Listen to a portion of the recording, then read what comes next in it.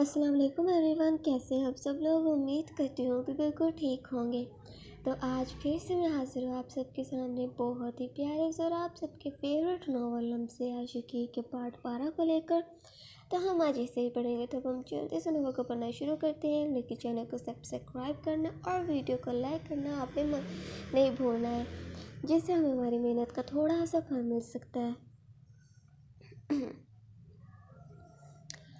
صنم تم ٹھیک تو ہو نا؟ کون لے کر گیا تھا تمہیں اور کیا کیا تمہارے ساتھ؟ صنم کی والدہ اس کے پاس آ کر ایک ساتھ اتنے سوال پوچھے جسے سن صنم بھی اپنے خشک ہو رہے گلے میں تھوک نکلتی۔ امی کچھ نہیں ہوا میرے ساتھ، وہ ایک پاگل انسان ہے جو کہ مجھے زبردستی اپنے ساتھ لے گیا، لیکن میرے ساتھ کچھ بھی نہیں کیا ہے۔ میرا مطلب کہ وہ صرف مجھے وہاں پر لے کر گیا اور بس۔ صنم نے بھی حقیقت بتا دی، کیونکہ جو کچھ بھی اس کے ساتھ ہوا تھا وہی اس نے سب کو بتا دیا۔ صنم کے یہ صفائی پیش کرنے پر معاذ اس کی طرف حیران ہوئے دیکھتا۔ تو پھر تمہاری حالت سے تو ایسا نہیں لگ رہا۔ صنم کچھ بھی چھپانے کی ضرورت نہیں ہے، کیونکہ بعد میں بھی تو سچ پتہ چل ہی جائے گا۔ پلیز صنم سچ بتاؤ مجھے کہ آخر ہوا کیا ہے تمہارے ساتھ اور کون لے کر گیا ہے تمہیں؟ معاذ کے لہجے کو دیکھ صنم کو عجیب محسوس ہوا، جیسے کہ اسے اس کی بات پہ یقین نہ آ رہا ہو۔ اس وجہ سے وہ خود اس کے قریب جاتی۔ معاذ میرے ساتھ کچھ بھی نہیں ہوا ہے، میں اب بھی اتنی ہی پاک ہوں جتنی کہ پہلے تھی۔ اس شخص نے مجھے اپنے پاس رکھا اور بس اب چھوڑ کر چلا گیا۔ میں بے شک اس شخص کے ساتھ اس کے گھر میں رہی، لیکن اس نے میرے ساتھ کچھ بھی نہیں کیا۔ میں اکیلے کمرے میں بیٹھی رہی تھی۔ ایک مرتبہ پھر سے صنم نے معاذ کو مکمل حقیقت بتائی۔ وہ غور سے دیکھ، یار ایسا بھی کچھ کبھی ہوتا ہے؟ کون تھا اتنا شریف زادہ جو کہ کسی لڑکی کو صرف ایک رات کے لیے اپنے پاس رکھے اور ساری رات باتیں کر کے خود واپس بھی تمہیں چھوڑ جائے؟ حد ہوتی ہے، تم کیا پاگل ہو؟ مجھ پر بھروسہ نہیں ہے تمہیں جو کب سے جھوٹ بولے جا رہی ہو؟ کیا ہمارا رشتہ تمہیں اتنا ہی کمزور لگتا ہے جو تم جھوٹ کا سہارا لے رہی ہو؟ معاذ کی آواز اونچی ہونا شروع ہو چکی تھی، جیسے کہ وہ غصہ کر رہا ہو۔ معاذ کے صنم کے ساتھ پہلی مرتبہ اونچی آواز میں بات کرنے پر صنم کے ہاتھ کپ کپ آنے لگے، کیونکہ ہمیشہ سے وہ کسی کا غصہ برداشت نہ کر پاتی تھی۔ ساتھ ہی اسے اس بات کی بھی تکلیف تھی کہ معاذ کو اس کی بات پہ یقین کیوں نہیں آ رہا۔ معاذ آپ کو کیا مجھ پر یقین نہیں ہے؟ کیا میں جھوٹ بول رہی ہوں؟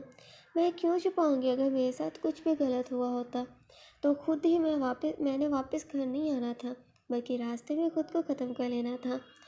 آنکھیں خود سے اختیار کھوتی ہوئے روتے ہوئے یہ الفاظ ادا کر گئی، کیونکہ اسے ہر بات سے زیادہ معاذ پر دکھ ہو رہا تھا۔ صنم کو یہ روتے دیکھ اور ساتھ ہی اس نے جو اتنی بڑی بات کہہ دی تھی کو سنے وہ اسے کاندھے سے پکڑے صوفے پر بٹھاتا اس سے گویا ہوا۔ صنم دیکھو، تم آرام سے یہاں پر بیٹھو، میں تمہیں غلط نہیں سمجھ رہا، تم صرف مجھ سے کوئی بھی بات چھپاؤ مت۔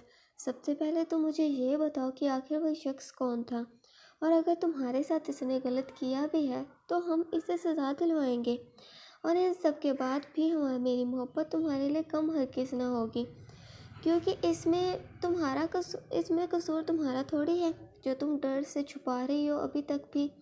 معاذ نے وہی بات کہہ دی۔ صنم بھی بغیر کوئی سوچے سمجھے معاذ سے بول پڑی۔ معاذ جو وہ ارحم تھا، وہی شخص جس نے کالج میں جا کر تماشا کیا تھا، اور میں سچ کہہ رہی ہوں اس نے میرے ساتھ کچھ بھی نہیں کیا ہے۔ وہ صرف اور صرف مجھے وہاں پر لے کر گیا تھا اور بس۔ بار بار وہ اپنے پاک دامن ہونے کا ثبوت معاذ کو دیے جا رہی تھی، جو کہ اس کی محبت کی توہین تھی۔ ارحم، اس شخص کی پرابلم کیا ہے؟ کیوں پیچھے پڑ چکا ہے یہ؟ لیکن صنم تم پھر بھی مجھ سے چھپائے جا رہی ہو۔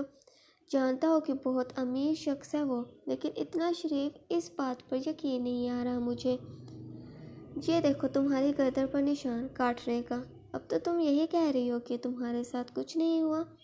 اس کی شرٹ کو برے طریقے سے پیچھے کرتا وہ ارحم کا دیا جان بوجھ کر والا نشان اسے دکھاتا ایک مرتبہ پھر سے اسے جھوٹا کہنے لگا۔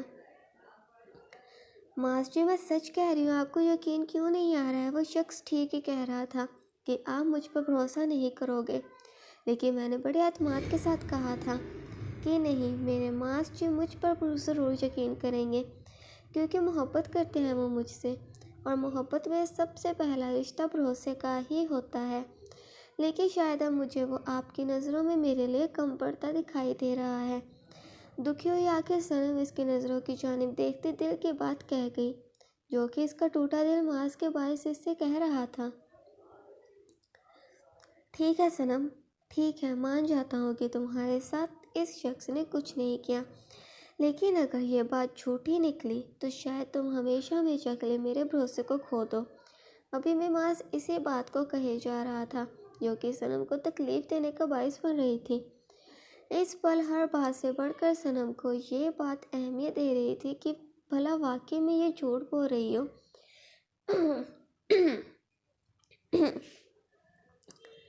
بھلا واقعی میں یہ جھوٹ بول رہی ہو یا سچ۔ ماس کو تو اس پہ یقین کرنا ہی چاہیے نا، کیونکہ اس کے یقین کی ہی صرف اس کی زندگی میں اہمیت ہے، بھلا پھر زمانہ چاہے لاکھ برا کہے اسے۔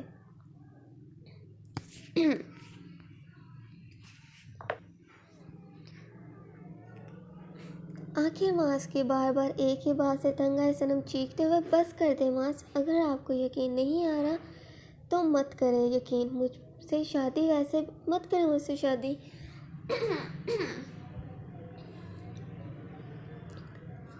ویسے بھی جہاں بھروسہ نہیں ہوتا وہاں ایسے رشتے کو رکھنے کا مطلب۔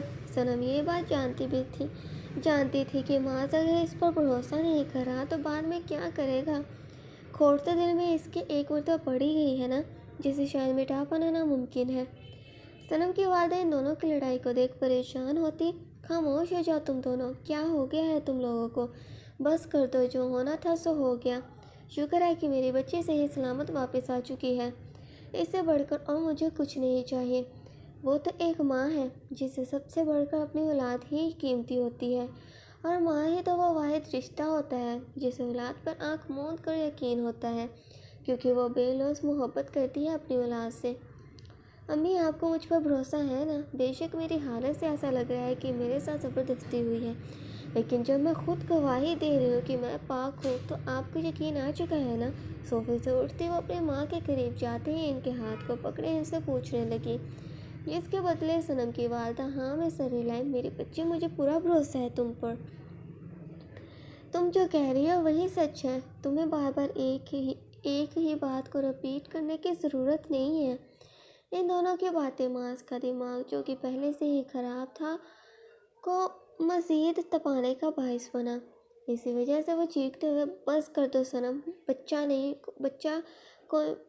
بس کر دو صنم، بچہ کوئی نہیں ہے یہاں پر، اور نہ ہی ماں جتنا بڑا دل ہے کسی کا۔ اب تو مجھے واقعی میں تم پر شک ہونے لگا ہے، کیونکہ جو مظلوم ہوتا ہے، جس کے ساتھ واقعی میں زیادتی ہوئی ہو، وہ تو چیخ چیخ کر سچ بتاتا ہے۔ لیکن شاید یہاں پر مرضی تمہاری بھی تھی، تم خود ہی گئی ہو کہ اس شخص کے ساتھ، اور اب جھوٹ بول رہی ہو کہ تمہارا سچ سب کے سامنے نہ آ جائے۔ ماس جو کہ بغیر کسی بھی بات کا لحاظ کیے اس قدر برے الزامات صنم پر لگانے لگا۔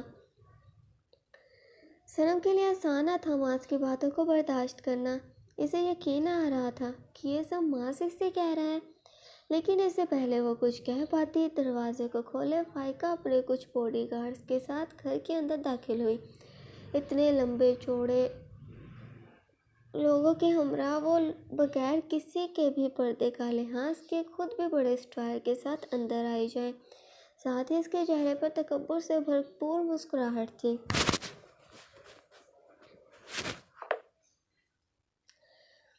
تم یہاں پر کیا کر رہی ہو؟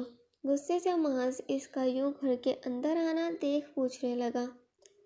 مکمل طور پر ماس کے سوال کو اگنور کیے فائقہ نفرت زدہ نظروں سے صنم کی طرف دیکھتی۔ او مائی گاڈ، صنم آ گئی، کیا بات ہے، رات کیسی رہی؟ ایسی یار کمال کی لڑکی ہو تم، جو یوں راتوں کو حسین کر کے واپس گھر آ جاتی ہو۔ بھئی ایسے ہی ہوتا ہے جن کے باپ نہ ہو، کیونکہ خرچے وغیرہ بھی تو نکالنے پڑتے ہی ہیں نا۔ وہ غرور میں آتی اونچا بول گئی۔ اسے خود بھی معلوم نہ تھا کہ وہ کیا بول رہی ہے، اور اس کی اس بات سے کتنوں کے دل دکھی ہو سکتے ہیں۔ सनम, जो कि पहले से ही इस कदर दुखी थी, फाइका की बस बकवास को सुन मज़ीद रोना शुरू हो गई। लेकिन मास खामोश था, जो कि सनम के दिल में इसके लिए इज्जत मोहब्बत सब ख़त्म करने का बायस बन रहा था। इसे ये हरगिज़ उम्मीद न थी मास से, बल्कि इसे दुख हो रहा था कि 3 सालों तक इसने कैसे शख्स से बेलौस मोहब्बत की। मास मेरी जान, तुम ऐसे कैरेक्टरलेस लड़की की खातिर मुझे रिजेक्ट कर रहे थे, बहुत बुरी बात है। कम से कम मैंने एक बंदा तो रखा हुआ है जिससे मोहब्बत करती हूँ, इसी के ही पीछे पड़ी हुई हूँ। अब इसकी तरह थोड़ी मोहब्बत के दावे किसी और से और आते की हसीन किसी और के साथ की जा रही हैं। एक मरतबा फिर से वो तंज करती सनम पर इल्ज़ाम लगाने लगी। लेकिन मास देखो, मैं अब आ चुकी हूँ तुम्हारी ज़िंदगी को बचाने की खातिर। अब उम्मीद करती हूँ कि तुम भी समझदारी से काम लोगे। मौलवी साहब कहाँ पर है यार, जल्दी आओ, घर के दरवाजे की जानिब देखें। इसने मौलवी साहब को आवाज़ लगाई। वो पूरा इंतज़ाम करके आई थी आज। क्या बकवास किए जा रही हो तुम, निकलो अभी के अभी यहाँ से। जाहिल औरत, ये मेरी लाइफ है, मेरा जो दिल चाहेगा मैं वही करूँगा। अपनी ज़ात पर आई बात की दफ़ा वो गुस्से से बगैर लिहाज किए फाइका को यहाँ से जाने का कहने लगा। लेकिन मास की बात को वो हंसी में ला लेती। मास, क्या खैरियत, अभी भी तुम वही बात किए जा रहे हो यहाँ पर। मैं तुम्हारी ज़िंदगी बचा रही हूँ, लेकिन तुम मुझे गलत समझे जा रहे हो। वैसे बड़े ही ना शुक्रे हो तुम। क्या अब इस जैसे लड़के को बीवी बनाना है, इज्जत का रिश्ता देना है तुमने। हकारत भरी नज़र से वो सनम की जानिब इशारा किया मास को समझाने लगी।